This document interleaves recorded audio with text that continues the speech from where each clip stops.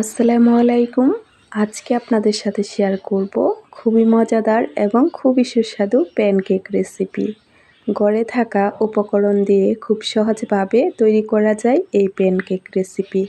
এই রেসিপিটি বিকালের নাস্তায় অথবা অতিথি আপ্যায়নে ঝটপট তৈরি করে নিতে পারবেন। প্যানকেক তৈরি করার জন্য প্রথমে আমি 2টি ডিম ভেঙে নিয়েছি। 1 কাপ চিনি দিয়েছি। তারপর হ্যান্ড উইচ দিয়ে ভালোভাবে চিনি এবং ডিম আমি বিট করে নিয়েছি। এখানে আমি 2 টেবিল চামচ পরিমাণ সয়াবিন তেল দিয়েছি।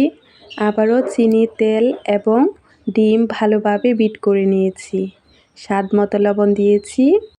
1 পিস লেবুর রস দিয়েছি। তারপর ভালোভাবে বিট করে নিয়েছি। এখানে আমি 1 বাটি পরিমাণ ময়দা নিয়েছি।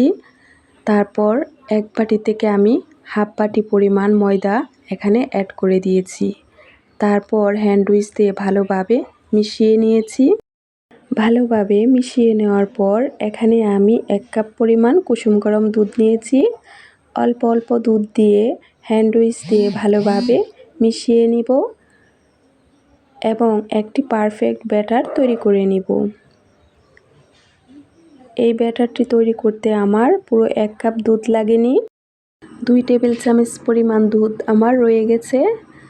হ্যান্ড উইচ দিয়ে ভালোভাবে বিট করে আমি ব্যাটারটি তৈরি করে নিয়েছি। ব্যাটার তৈরি করার পর হাফ বাটি পরিমাণ ময়দা রয়ে গেছে।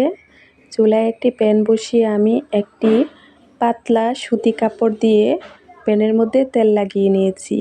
আপনারা চাইলে কিচেন টিস্যু দিয়েও তেলটা লাগিয়ে নিতে পারেন অথবা ব্রাশ দিয়ে তেলটা লাগিয়ে নিতে পারেন। একটি কাপের সাহায্যে আমি প্যানের মধ্যে কেকগুলো গোল করে তৈরি করে নিয়েছি। তারপর ঢাকনা লাগিয়ে দিয়েছি। এই কেকগুলো বানানোর সময় চুলার আগুন একদম লো থাকবে। 2 থেকে 3 মিনিট পর ঢাকনা উঠিয়ে আমি কেকগুলো উল্টিয়ে দিয়েছি। খুবই কম সময়ে এই কেক রেসিপিটি তৈরি করা যায়। আবারও আমি ঢাকনা লাগিয়ে 1 মিনিট সময় রেখে দিয়েছি। তারপর কেকগুলো আমি নামিয়ে নিয়েছি। এই কেকগুলো খেতে অসম্ভব মজাদার। হঠাৎ করে বাড়িতে মেহমান আসলে ময়দা দিয়ে ঝটপট এই কেকটি তৈরি করে নিতে পারবেন। 2টি ডিম এবং হাফ বাটি ময়দা দিয়ে আমি 25টি কেক তৈরি করে নিয়েছি। মাশাআল্লাহ, কেকগুলো দেখতে অনেক সুন্দর লাগছে। আলহামদুলিল্লাহ, কেকগুলো খেতেও অসম্ভব মজাদার ছিল। আশা করি কেক রেসিপিটি আপনাদের কাছে ভালো লাগবে। কেকগুলো একদম সফট এবং নরম ছিল।